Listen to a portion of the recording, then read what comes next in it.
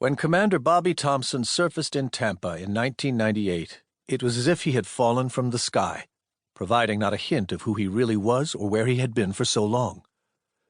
The commander's friends and family had not laid eyes on him for years.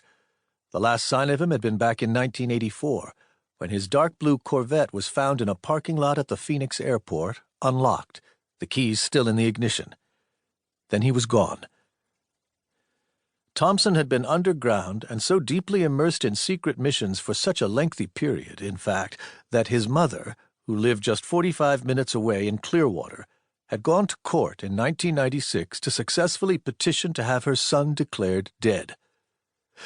As Thompson began a new mission in Tampa, he kept to himself. He registered to vote as a Republican, using an address at an apartment near a high prostitution area on Nebraska Avenue and signing the application Bobby Charles Thompson. He blended in, often dressed in ragged clothes with a scruffy beard, a ponytail, and a flop of hair over his forehead that some would call a pompadour.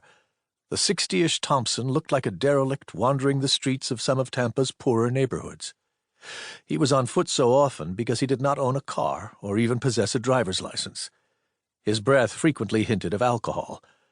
No one could possibly have guessed that he was better educated and more highly trained than anyone he might pass on his walks to the bank or corner grocer.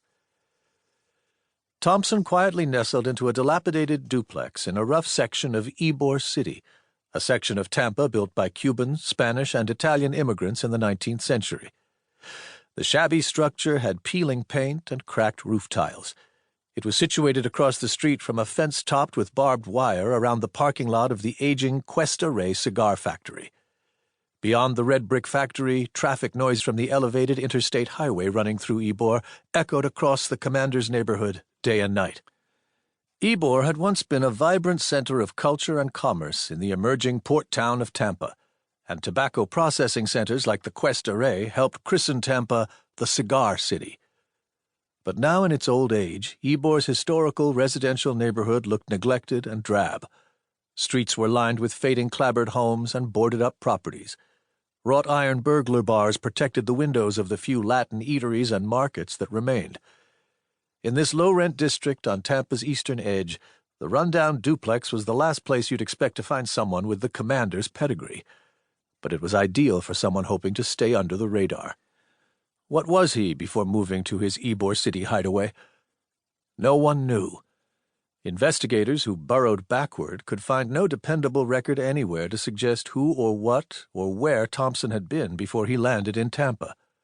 Anyone who tried to track the commander's footsteps tumbled down a rabbit hole of dead ends and false leads. Thompson might have been an official at a Mississippi Indian casino.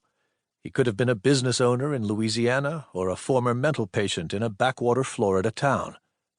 Or he might have been someone else, something entirely different. He was a cipher, his origins a question mark.